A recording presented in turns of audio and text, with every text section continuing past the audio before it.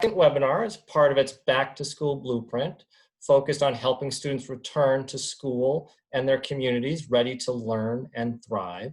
We're delighted to share with you information today coming out of the blueprint, as well as provide practical strategies that you can employ in your own school settings or in support of schools in order to help students and their families.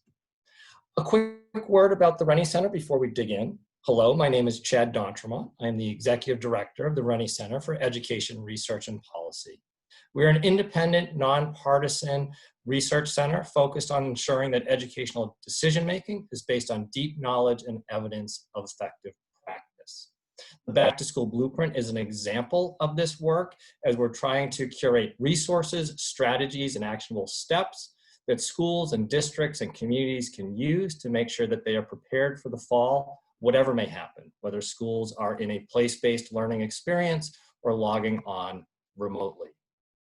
In today's discussion, following welcome and introductions, we'll provide a review of the Back to School Blueprint and our action guides, provide information on the overarching goals of the project as well as its substance, and then we'll turn to speaker presentations and discussion. The goal here is to invite folks on who are doing this work in the field, as well as have expert knowledge about how to do it effectively, and hopefully take the elements that we've identified in the action guide and help them to come alive so you can see tangible examples of success and think about how you might apply them in your own communities or your own settings. Finally, we will leave time for audience questions and answers to make sure that we can respond directly to any questions you might have about the material that is shared. I will say we will do our best, but we are covering a lot of material and may not be fully informed about everything that is asked. If there are questions that are difficult to answer, the Rennie Center is happy to follow up and would ask anyone to contact us directly so we can make sure we can get you the information you need. So let's dive in. The Rennie Center's Back to School Blueprint is an interactive series of research-based online action guides to help schools prepare to reopen. These guides aim to help schools address the pressing issues facing our students right now while moving towards a more supportive, equitable, and high-performing system in general. The action guides are released on a bi-weekly basis, covering a range of topics, from trauma-sensitive practice to building strong school communities, to accessing grade-level content, to the focus of today, which is on accessing essential services to support students holistically, as well as re-engaging students who may have become disconnected from our larger system. Forthcoming action guides will include an explicit focus on remote learning, as well as thinking about the development of post-secondary pathways. All of these action guides, as you will see, are designed to be interactive. They're not about the what that needs to be done in order to think about reopening schools in the fall, but they're about how to do it and help educators or teams of educators move through a planning process where they feel like they have the resources, the expertise, and the knowledge necessary to support the students that they serve. And hopefully this will come alive in just a moment. Today, as we look at the Accessing Essential Services Action Guide and the Re-engaging Students Action Guide. So if I may, I'd like to take everyone to the Accessing Essential Services Action Guide. All of the action guides that you will find on the Rennie Center's homepage, renniecenter.org, follow the same basic format. Each guide includes an overview of the particular topic, in this case, accessing essential services, and attempts to situate readers or people who are engaging with the resources in why this topic is so important. In the case of accessing essential services, our concern is that students spend just 20% of their waking hours in school. The other 80% of the time spent outside the classroom has a direct impact on academic success. When children have access to an appropriate range of prevention, intervention, and enrichment experiences, they thrive both personally and academically. And our guide hopes to provide you with strategies for doing exactly this. As you scroll down in each guide, you'll find a table of contents that lists all the topics that will be covered, from understanding the landscape, in this case, to building a structure, to thinking about family partnerships, and so on. Or at the top of the guide, you can simply hit the begin button. You'll receive a similar overview as well as the table of contents on your left side of your screen. Each guide, along with talking about the essential content that is featured in the guide, provides a map for how to actually engage the guide and use it moving forward. In this case, the action guide overview that I'm clicking on the left-hand side. As you will move down in this overview, you'll see what are the key points of focus for this guide. How to support every student, why we need to make sure those supports are provided holistically, and thinking about providing deeper resources that you can click on and review yourself to think about how to take strategies forward to achieving these goals. The guides are purposely designed to be interactive with practical strategies ranging from things, in this case, of getting to know your students, focused on index card rosters, to integrated student supports, to building community schools. While these things may seem a little hard to access in a presentation like this, I trust that if you go through the action guide yourself and begin to engage with the resources, you'll find them quite accessible. So the idea of index card rosters, which may seem somewhat difficult to access just there, is followed by a video that explains exactly how this works. Let's take a moment to view the video so you can see how one of the resources in the action guide functions.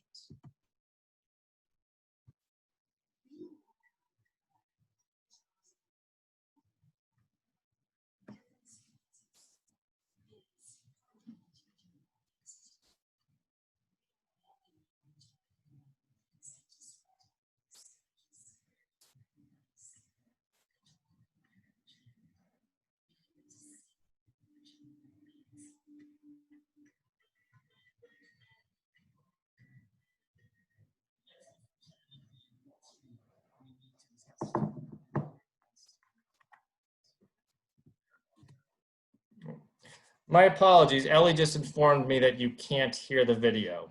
Ellie, is that correct? Yes. No. Sorry about that, everyone.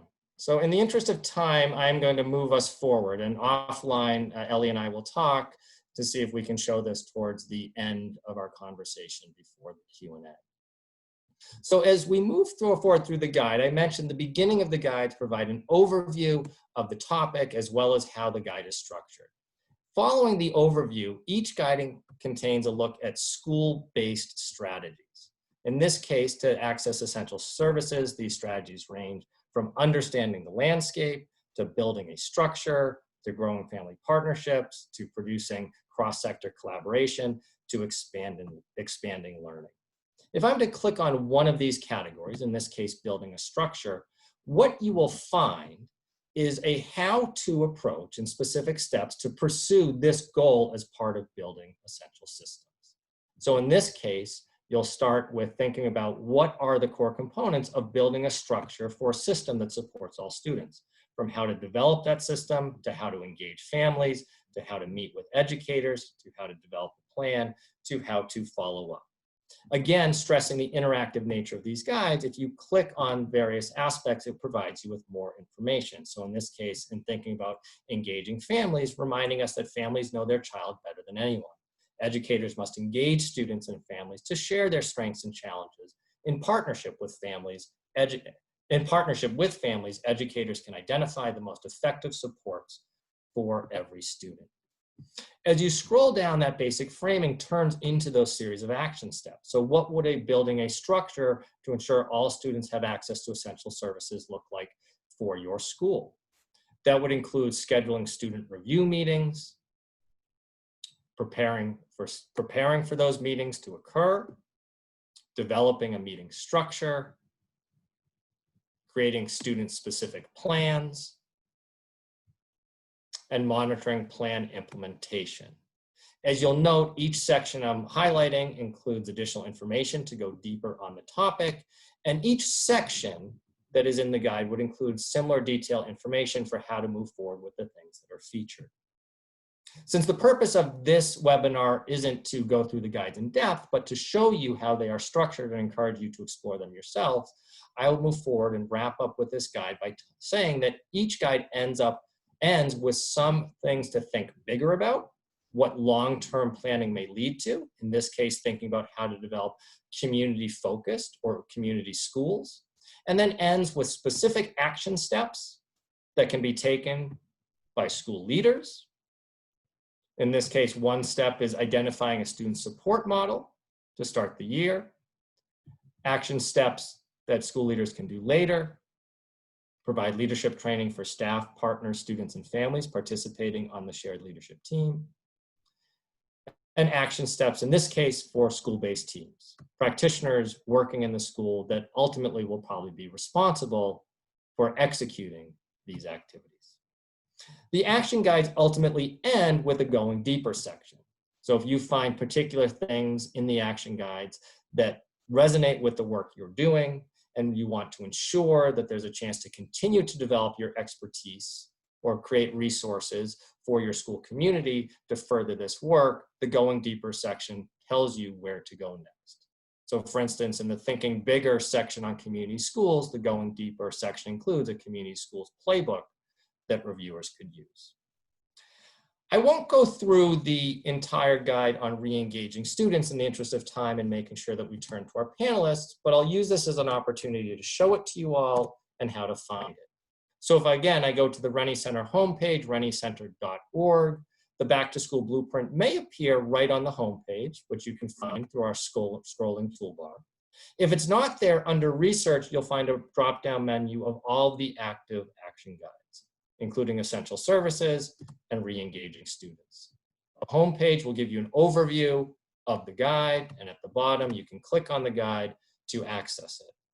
You'll see that the re-engaging students guide is structured in the same way, with an introduction followed by specific school-based strategies, a chance to think bigger, action steps for educators, and then going deeper. And again, we would encourage you to log on and explore these action guides yourself and find out what works for your organization, your school community, and how to adapt that into your planning process. If there are any specific elements of the action guides where you're looking for more support or guidance, you certainly can reach directly to the Rennie Center, and we'll help facilitate your interaction with them and provide any support that we can. In closing, I want to end the review of the action guides by just highlighting what is actually featured in the two that we're talking about today as a way to transition to our panelists. The Essential Services Action Guide, as I noted, is about the notion that when children have access to an appropriate range of prevention, intervention, and enrichment experiences, they thrive both personally and academically. What you'll find in that guide is a strategy for building a structure of integrated student supports. The idea that there is a plan for understanding, engaging with, and providing actionable supports for all students across all learning domains at all levels of need, including building on strengths and assets, which is critically important. This means you'll find strategies for reviewing all students, creating student-specific plans that are individualized, engaging families in asset-based partnerships, and promoting community coordination. The re-engaging students, in closing, the idea is that education can be seen as one of the primary ways that students, regardless of their life circumstances, are able to reach their dreams. But the reality is that a large number of students face severe challenges outside of school that can impact their ability to do well in school. And if we don't build connections between all players in the educational space, we are not fully servicing the students. The Re-Engaging Students Action Guide, which I appreciated did not provide a full tour of, but includes very specific things to focus on to make sure that students, particularly those who have been historically marginalized, low income, racial and ethnic minorities, special education students, English language learners, who often become disconnected from schooling processes, are engaging in an environment that is supportive of their needs and helps ensure that they find success. Specific things to think about and how best to re-engage students featured in the action guide are how to prioritize attendance, how to rethink discipline, how to support both academic and non-academic needs, and how to push towards competency-based learning. So focusing on helping students master skills and competencies that align both with pathways to success, as well as their own interests and passions, and not just focusing on getting them through the day. Ultimately, by attending to these issues, we think we can reshape the narrative of what schooling should look like for all students, and that it is supportive, that it is exciting, that it is engaging, and that it is empowering. So one last time, I hope that you will engage with the Rennie Center's Back to School Blueprint Action Guide yourself. Go through the structure, look at the resources, and think about what fits most with your plans for reopening schools or supporting school communities in reopening in the fall. But to help these issues come alive and talk about what folks are doing in the field so we understand that it's possible, I would like now to turn to our list of speakers. We'll follow this order. The first three speakers will provide an overview of work that they are doing in the field, and our final speaker will then provide a response to what are some of the salient points that we have heard, as well as what are some of the things we may have forgot to mention. The first three speakers will be Lydia Martinez-Alvarez, the Assistant Superintendent for Springfield Public Schools, Jennifer Clammer, Executive Director, Roca Impact Institute, and Manny Allen, the Boston Public Schools Re-Engagement Center Director. I will trust them to all share a little bit more about their work when they speak, but as I like to say, if they weren't extremely competent and qualified, we wouldn't have invited them to be here. We are delighted and thankful that they could be with us today. Freeland Fisher, Director of Education Research at the Clayton Christian Institute, will serve as our respondent and think about what they have shared again, as well, some of the things we may have forgotten to mention. With that, I will stop sharing. Oh, excuse me, I need to continue sharing my slides, but I will turn it over to Lydia to talk about work that she and Springfield Public Schools are doing to support all students. Thank you, everyone. Lydia? Thank you, Chad. Good morning, everyone. It's my pleasure to be here with you this morning as we work diligently to welcome our students back in the fall. And though we were not 100% sure of what that will look like yet, we know that ensuring that our students and families have everything they need to thrive in these uncertain times is our priority. I would like to thank the Rennie Center for hosting this series and all the webinars, because one thing we know is that we cannot do it alone. We need every resource and every community partner to stand by us and assist us as we navigate what we are now calling the new normal. As a previous classroom teacher, assistant principal, and holding other leadership roles within the school system, I know that many of our students are going to return to us with a gap in their education. And though we tried very hard this summer to ensure that each of our students had laptops, internet connections, and access to their teachers, when we were first hit with the pandemic, we quickly realized that that was not enough. Many families needed assistance with much more than technical assistance. They needed food and other essential services that they no longer had access to. We also realized that in our haste to ensure that the students continue to learn, we quickly overwhelmed some of the students and some of the families with resources that were not easy for parents to navigate. The good news is that as we understood the needs and the difficulties that were presented to us, we worked diligently to try and solve them. And so our hope is that when we return back in the fall, we will do a better job at ensuring that every one of our students is connected. The slide that you see just there on the screen are resources that we continue to provide to our families as they are vetted best practices, and some of the practices that you'll see in the Rennie Center blueprint that Chad was just referring to. The laptop initiative was one that we started about 7 years ago when we first started talking about ensuring that our students were equipped to make the transition to the 21st century. And though not 100% of our students were taking their laptops home yet, they all did have access to them in the school. And so one of the first things that we had to do was quickly mobilize to take all those laptops home, and under the supervision of our IT department, the schools worked quickly to prepare and assign all the laptops that we possibly could. In some cases, we actually had to deliver the laptops to students' homes so that they would at least have the equipment that they needed to work remotely. We also had to quickly work with our teachers to take all the lesson plans and everything that they knew and turn it into a remote setting. And so as the teachers quickly worked to adapt their lesson plans, we all started to connect and try and communicate with our families and to ensure that they had what they needed. So once that got kind of going, we started working with what we call our City Connects coordinators. The City Connects program is mirrored to the Boston Connects initiative. It's a wraparound model that assesses the needs of our students and families, and then connects the families to the services or resources identified. They help make connections, referrals, and obtain resources. We have a City Connects coordinator in each of our elementary schools currently, and in some of our middle schools. And we are working to ensure that they are in all of our schools. 2 of our high schools also have City Connects coordinators, and we want to thank the Mass Mutual for helping us with that initiative, because without them, we wouldn't be as far along. And so that goes back to the whole holistic approach to our students and ensuring that we worked with all our community partners to get to the students and everything that the families need.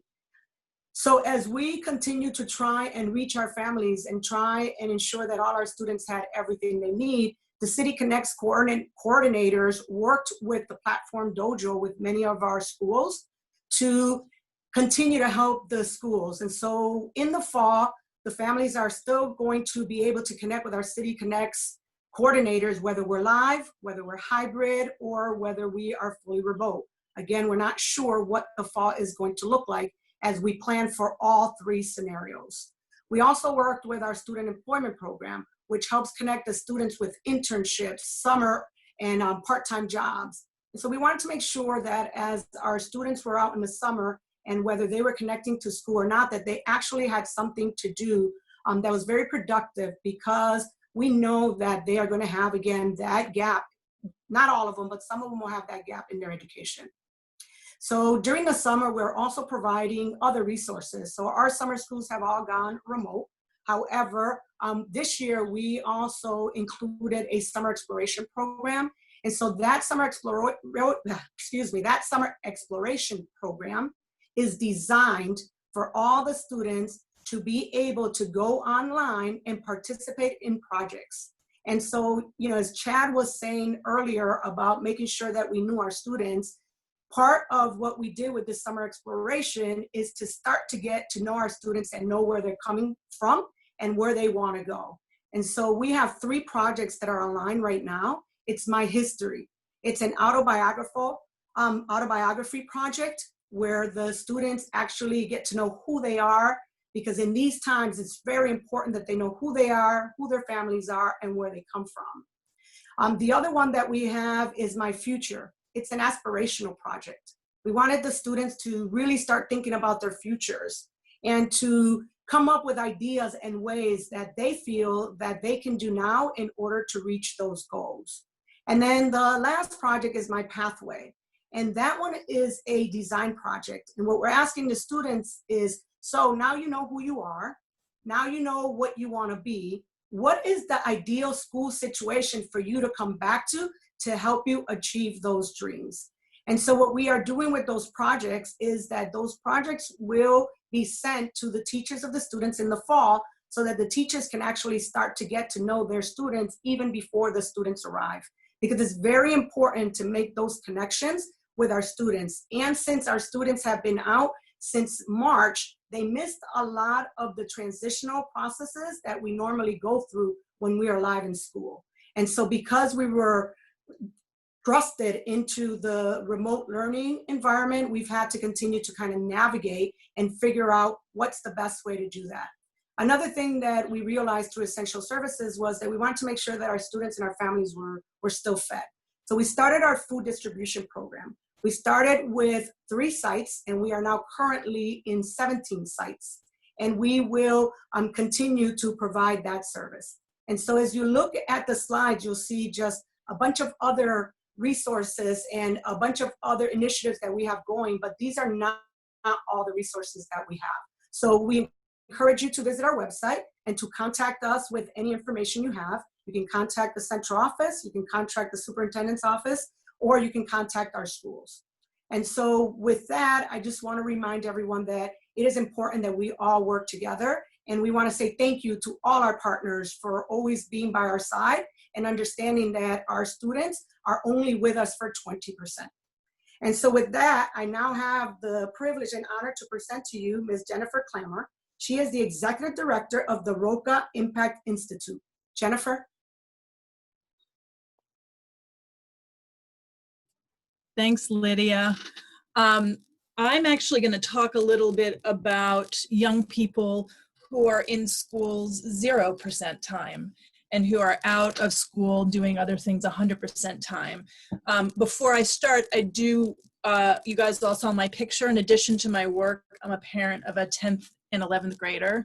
And we as a family are struggling with school and engagement and COVID-19. And so, you know, as we head into this conversation, just to appreciate everybody on the phone and all the work people are doing to figure out how do we engage and work with our young people in this very, very strange time. My passion is alternative education and workforce development and engagement of young people who are hard to engage. At ROCA, I'm going to tell you a little bit about what ROCA does, but ROCA's mission is to interrupt the cycle of incarceration and poverty by engaging young people, police, and systems in relationships that impact trauma and bring hope and long-term individual and systems change. And as I talk about ROCA's work with young people, the easiest way to think about the young people we work with are those young people who are not ready, willing, or able to engage in other traditional programming. So we tend to work with young people who cannot enroll in school, who are not doing job training. The young people we work with are 16 to 24. They have often been in and out of criminal justice, have low literacy rates and not had success in employment or education, have some drug and street involvement. And we also work with young moms who are highly systems involved, so at risk with DSS and DYS, and recent immigrants from Central America, and young people who do not yet have documentation. And so all of those things bring some barriers to engagement. The way that I'm going to talk a little bit about how ROCA does things, but I think, and I hope that it'll make some connections to educational systems. But I also want to talk about what it has meant post-COVID. So ROCA's work is highly, highly relational, much like teaching, and we've had to make that adjustment. So we have 4 key strategies that we use in our work to disrupt urban violence. The first one is we do relentless outreach to build transformational relationships. We are probably best known for our relentless outreach with young people. When we get a young person that's referred to ROCA, usually they have been lost and not been able to be found by other institutions, right? Except for maybe police. And we do that initial contact person to person, and we've had to shift to do that virtually. And one of the ways that we have really thought about this shift is digging in on this idea that when we're trying to find people who are not engaged and young people, we never take no for an answer. No is not the answer for a young person around their future. And that's our mindset.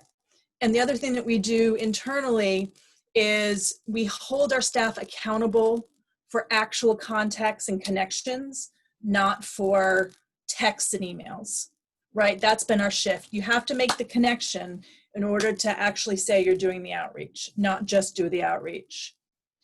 We do a CBT program with our young people on the street in every interaction that we have with them.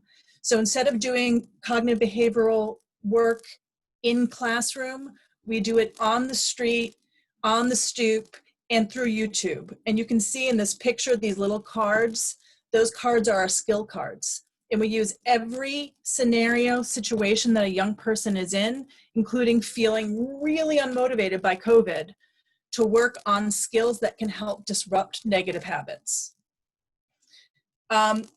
We have always built programming for young people to come in and out of and relapse and start and get fired.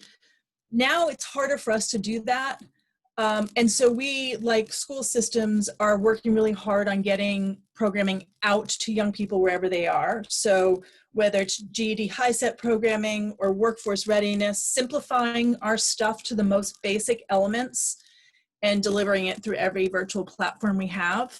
But also, once again, not waiting for young people to show up, but bringing it to them. And then finally, we do a lot of work around institutions, a lot of criminal justice institutions. During COVID, we have done a huge amount of work around the relief efforts to help people identify young people who are invisible, right? Who may not be known because they're not showing up on any of the lists, or who may not come to sign up for things, or who can't get access because of documentation. And so we've been doing a lot of work to identify that group of young people and navigate and advocate for them in terms of relief efforts. Our work has largely, our strategies have stayed the same. How we do business with young people has changed. And I just hear, like I'm pulling out of Lydia's presentation, this idea that you're going to bring laptops to young people, that you're going to figure out how to build relationships with young people and their families so they have that sense of connection to want to come to school. Just feels, when I think about young people who are so far from the system, just feels like the right way to go. So I'm going to wrap up, and I'm going to pass this to Manny Allen, who's the director of the Boston Public Schools Reengagement Center. Thank you, everyone. Manny? Good morning, everyone. Thank you for that introduction. Again, Manny Allen, director of Boston Public Schools Reengagement Center. And I've been doing this work for about 14 years. It's come a long way. I remember before school systems wouldn't even acknowledge dropouts. It was a kind of a topic that superintendents and leaders stayed away from. And over the years, I'm glad that these students are being embraced and really being looked at the way they are. So first, let me tell you, I am director of Boston Public Schools Reengagement Center. We've been doing this work in partnership with the Boston Private Industry Council, or Boston PIC. Neil Sullivan and Kathy Hamilton are our partners. What we do is we're a full service center. What we do is we help students who are either dropped out of school or struggling in school get back on track with their education. And so we reach out. We start off with a list of dropouts. Over the years, when we first started this work, that list was about maybe 2,000 students every year. Through collective work with the district, we were able to kind of bring that down to more between 700 and 800 a year, which would cut the rate by over 50%. The dropout annual dropout rate by that number. So that's part of the work. And so what we do is we reach out to them by a couple of ways: by mail, email, phone, and we even go door to door, all in efforts to get into a one-on-one conversation with them about their education. Now, the interesting thing is, we use the loose term dropouts, right? But what does that really mean? Most students don't like that term, don't understand it, and don't even see themselves as that. They see themselves as taking a break or doing something else, or they're going to get back to it. So that's just the one thing I want to acknowledge. These are labels that we give them, not that they necessarily embrace themselves. So, but again, we have that conversation. The second part is a lot of students never got a chance to even talk about why they left school. And the interesting thing is you have to have a conversation with them, because there's a lot of different reasons why they drop out, and you will never find out unless you actually have the conversation with them. For some students, it's personal reasons. For some, it's academic reasons. For some, it's social emotional reasons, like feeling like they weren't supported in school, or they were bullied, or having challenges with peers. So we document these things, and we sort of present them back to the district so that they can sort of make changes and sort of hear that feedback. Interestingly enough, during these intakes, let me talk a little bit about myself. I'm actually a former high school dropout. I dropped out of school when I was 17. I just wanted to be an adult and live, and I didn't really see how school connected to that.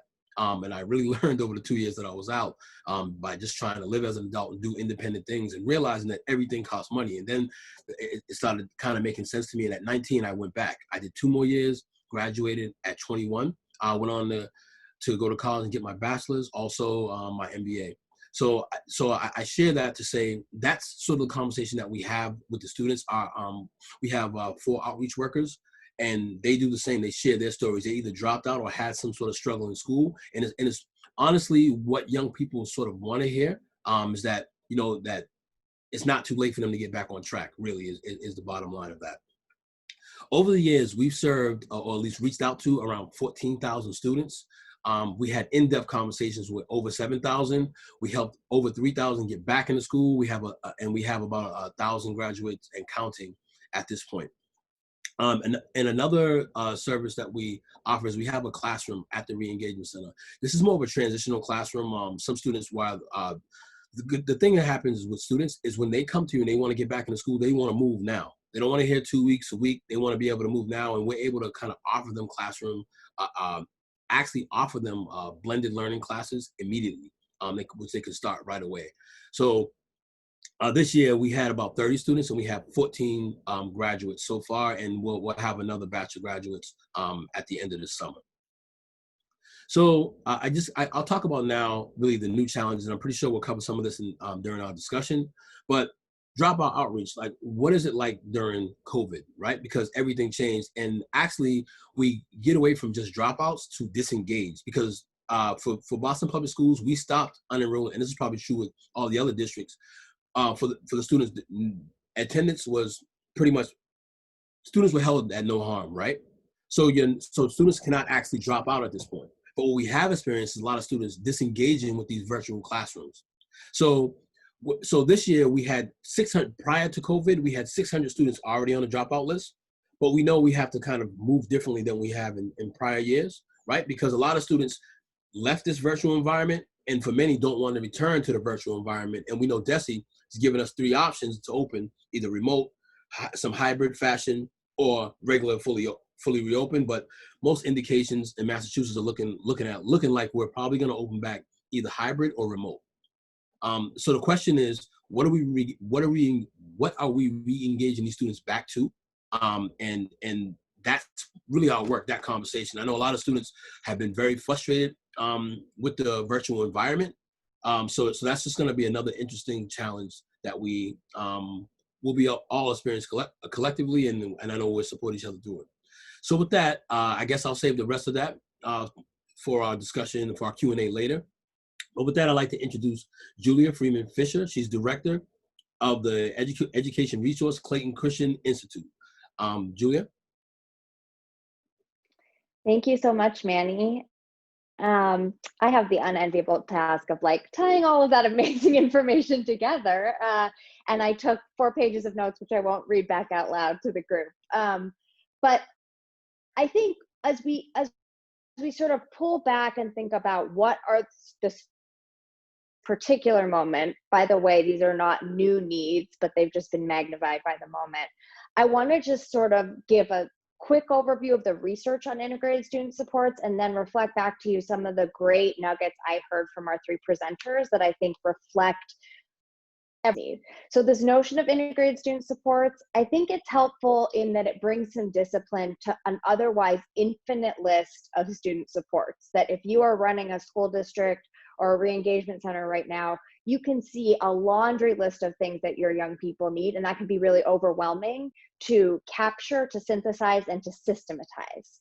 And this idea that supports are integrated in our research really hinges on relationships, which we heard in each of the presentations as a kind of bedrock principle.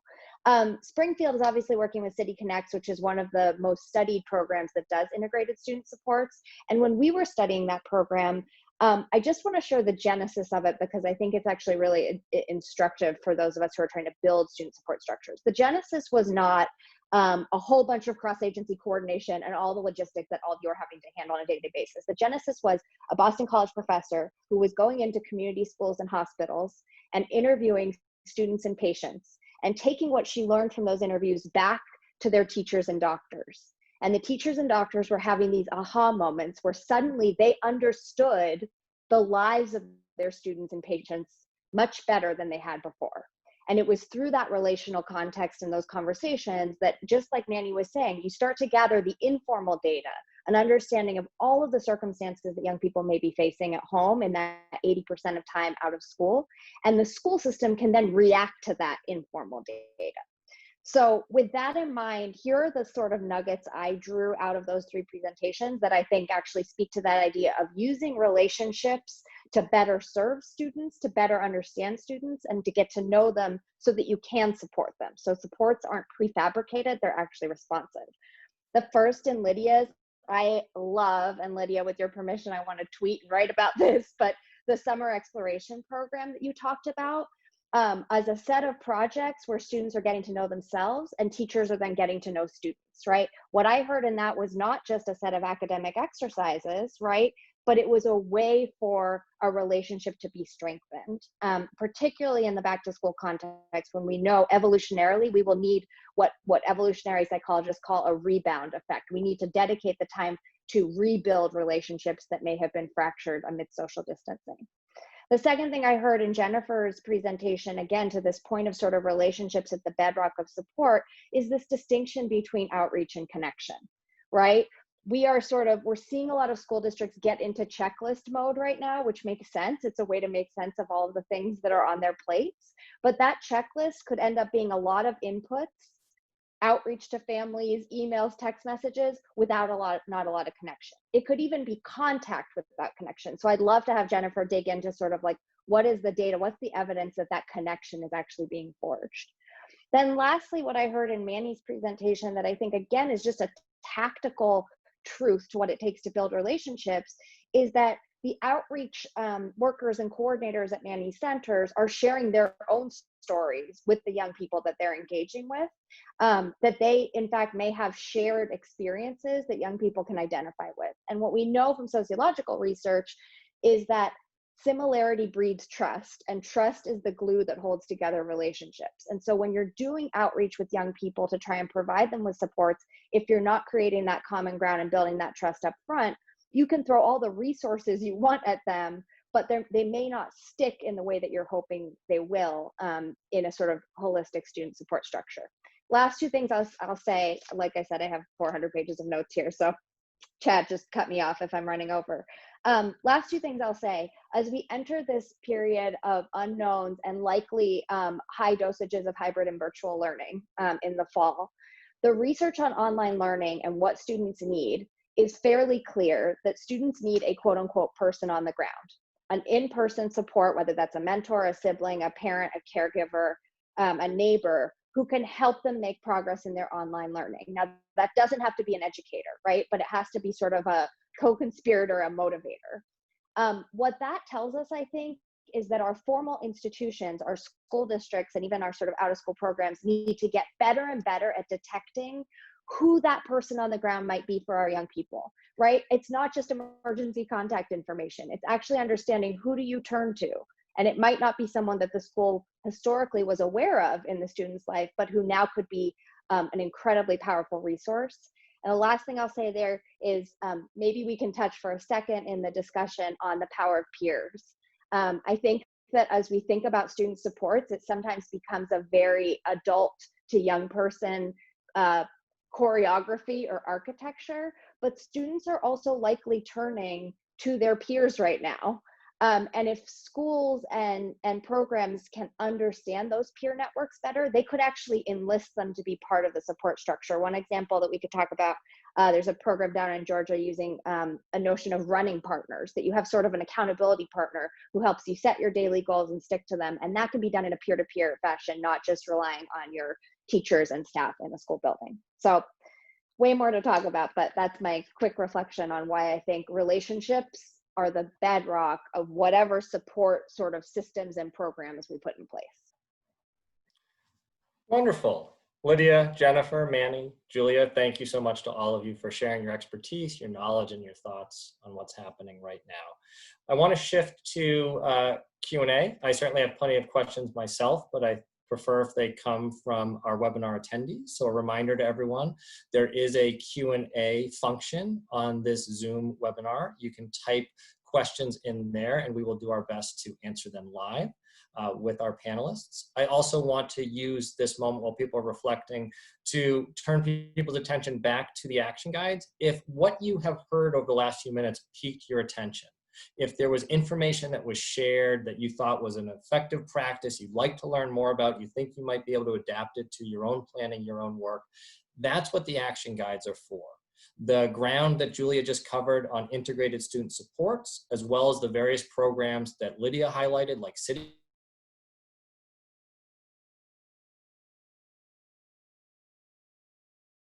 in the Accessing Essential Services have worked not to necessarily feature programs themselves, although sometimes we do, but largely break down what the core strategies and functions of those programs are so you can do your own planning. Similarly, if your attention was piqued by thinking about how to engage with the community, connect with students who may have been lost from the system, build strong relationships where people share similar backgrounds, that was touched on by Jennifer and Manny, that work is featured in the Re-engaging Students Action Guide, and I would point you in that direction. So please check them out. A quick note, we're not going to go back to the video in the interest of time, but there are interactive materials in those guides that you can explore at your own pace and through your own interest to help support your own planning. Great, so part of that long-winded recap was to give people time to reflect and ask some questions, so hopefully they took advantage. I did see that Bill put one in the chat. He asked the $20,000 question about what do we do? People are nervous to go back to school for health-related reasons. There's dissatisfaction with distance and online learning. Seems like a rock and a hard place. I want to tweak this a little bit. And Julia, I'm going to come to you first because I think you started answering this question when you were talking about peer-to-peer relationships and folks on the ground. I think we've created a false dichotomy by saying that everyone is back in school or everyone is learning remotely. And we haven't really thought creatively about how we can engage with students and families while still recognizing some of the limitations of the current moment. So can you dig in a little bit more deeply about how can we adequately support students in their learning in this time, picking up on some of the things that you shared, and then I'll come to the rest of the panelists? Yeah, I'll say two things which are not particularly connected. So I'm just putting that up front if it feels like I make a right turn. So the first is around, again, back to the research about what student support needs to look like, regardless of whether we're in the midst of a global pandemic, but even more crucial right now. One of the key design principles that a lot of the effective programs that we've looked at share is that you're connecting student support with the academic side of the house. So these aren't two totally separate functions that happen in isolation from one another, but instead the student support structures are actually being sort of shared back with educators and vice versa. And it's in that cross-pollination that you're at once addressing barriers to learning and also seeing learning take off. So pragmatically, that means that the people working to implement student supports are actually talking to the people working to educate our young people, right? The teachers. And so making sure that you have that line of communication actually established in your system. The second thing, though, that I think is sort of nested in Bill's question that I think, again, not a new challenge, but one that's even more apparent right now, is that there are a lot of, like, for lack of a better word, life hacks that families and communities are having to come up with right now. And my wondering is, can education systems start to actually understand those life hacks and partner with them, right? So that the life hacks are not happening in spite of what school systems are doing, but in partnership. A very concrete example of this, again, is that if a family is in fact creating one of these pods, this is like such a funny jargon word that's now everywhere on Twitter, right? But if they're creating a pod, if the school understands which families are actually gathering together on a daily basis, they will actually be better able to resource the learning happening in those pods. But if schools aren't asking those questions, we're going to create sort of a two different lanes that are potentially heading in different directions. So it comes back again to being in relationship with those students and families and understanding those workarounds. Great, thank you. Lydia, Manny, Jennifer, we'll do our best on the Zoom call. Let me open the floor. Are there any things that you'd point to as sort of immediate strategies that you feel are bridging the gap between connecting with families but being mindful about it's difficult to enroll in school right now?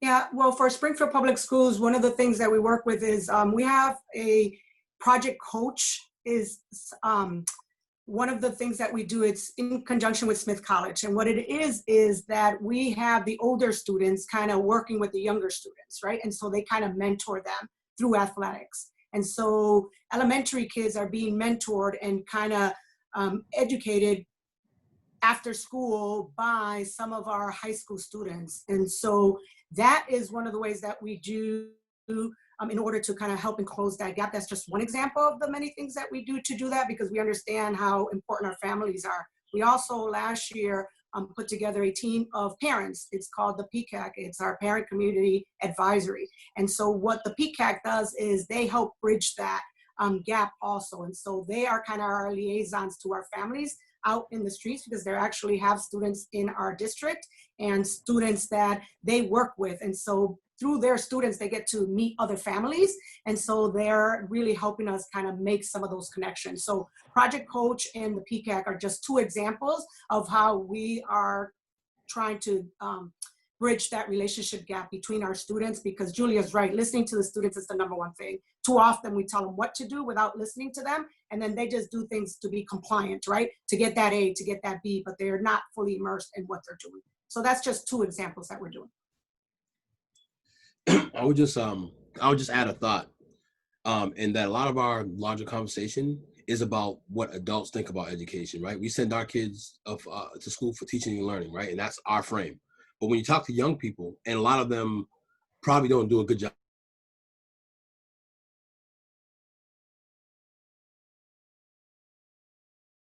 reasons as well, that's in conjunction with that Zoom environment.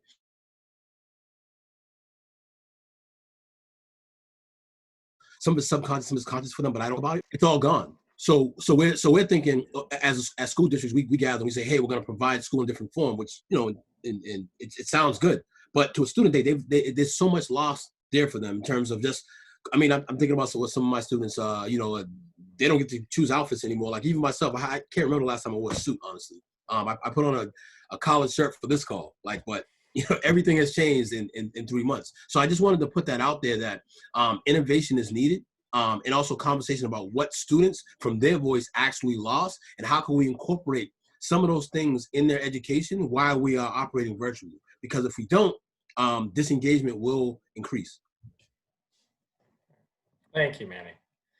So Jennifer and Manny, I think this one comes to you all a little bit, but certainly Lydia, Julia, feel free to weigh in. There's a question about connecting to higher education and alternative pathway programs. You know, Jennifer, I know you have experience with Phoenix Charter School Network in your past. Can you comment a little bit about how you create options for the students you work with? And sometimes the solution is going back to what I'll call a mainstream high school, but other times it's finding other options that are available to them in the community to continue their pathway.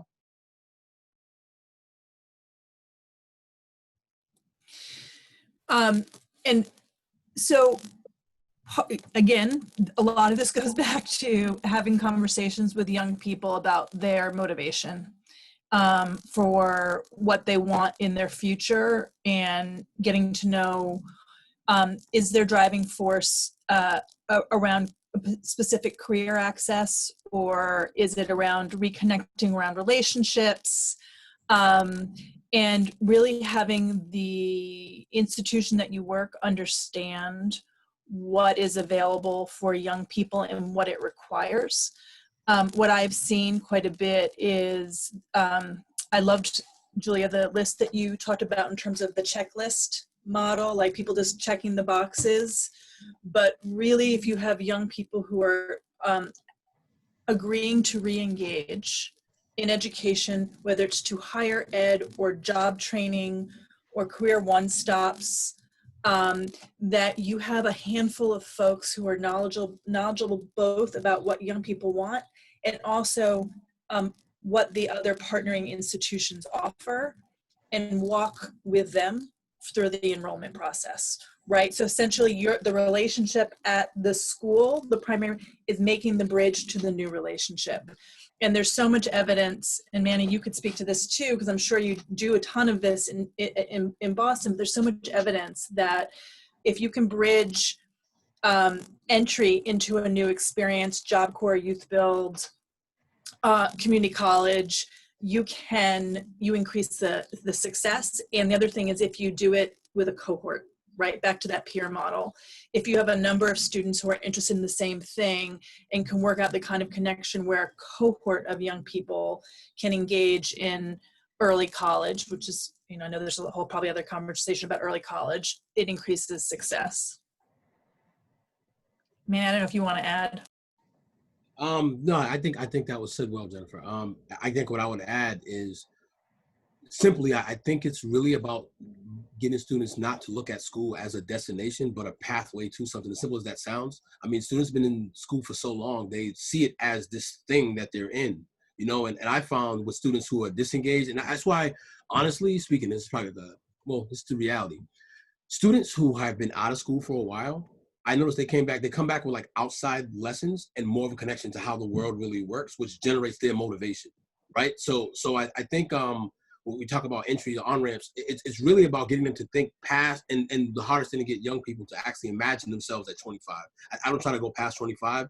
A lot of them have friends that are that age, and right now I'm talking about from 16 to 25. So they can kind of imagine between 21 and 25, but it's really just kind of getting them to focus on that point in their life. And I find when they actually do, or you kind of point them to an example of someone who they know and would not want to trade lives with, I find themselves motivating themselves rather than us trying to educate them about the alternative program or the school. Keep trying to sell that to them, because I find it doesn't exactly work well. I sell them to themselves, if that makes sense. Their future self. Great. Thank you, Manny. I want to move towards a where to get started question. And Lydia, I'm going to come to you. The person specifically said they were a teacher and they were curious about how to bring this up with the administration. Before doing so, I put a link in the chat box that should be available to all attendees. If that's not the case, Ellie, please let me know. This is a link to a series of academies that is offered by the Department of Elementary and Secondary Education. They are all free. Full disclosure, the Rennie Center, along with the Center for Optimized Student Supports, runs one called the Systemic Student Supports Academy, or S3A. This is to help districts specifically design integrated systems of supports, the exact things that Julia was talking about. So if people are looking for free resources to do more hands-on planning, I would point you to that link. Having said that, Lydia, I'm coming back to you. You know, if you're someone working in a system and you want to bring up some of the things that have been discussed with the administration, any recommendations for how you might go about that? Yeah, so we listen to our teachers as much as possible. Usually I say, come to me. I can be the conduit if you don't know where to go, and I can help you kind of navigate that, because we have been kind of listening to our students. Hence, we have some innovation pathways in the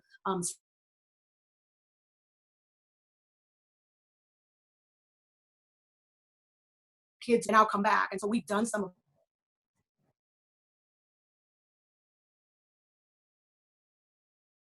to really speak to their administration. Not speaking, they can always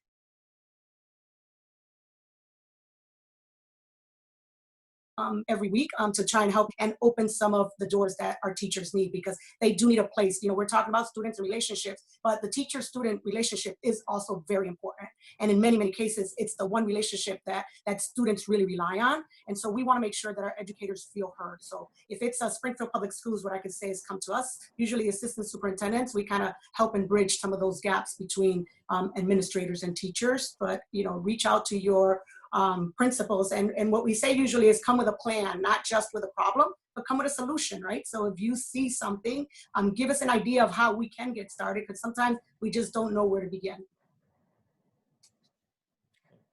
And one more quick question as we're coming up on time, Lydia, the Parent Academy. Can you provide a little bit more description? Does that include home visits with families?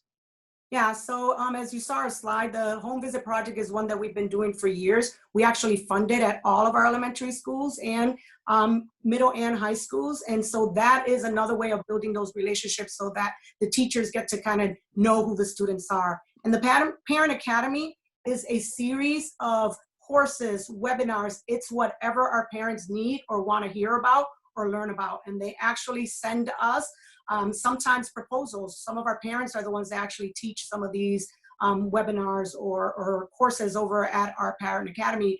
But the purpose of the Parent Academy is to ensure that all of our parents have exactly what they need in order to help their children thrive in and out of school. So, you know, we do some financial literacy, we do just how to connect with teachers, we do how to navigate systems, we do all kind of courses. And again, we take examples, we take proposals from anyone and everyone who thinks of what our parents might need, but specifically from our parents. Wonderful. Thank you.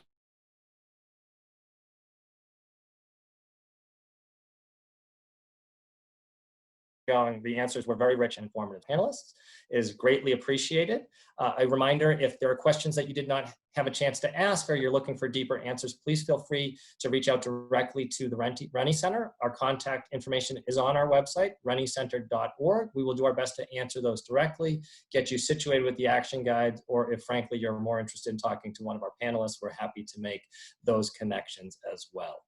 Thank you, everyone. One last time, we greatly appreciate you being with us. And take care, everyone. Be well.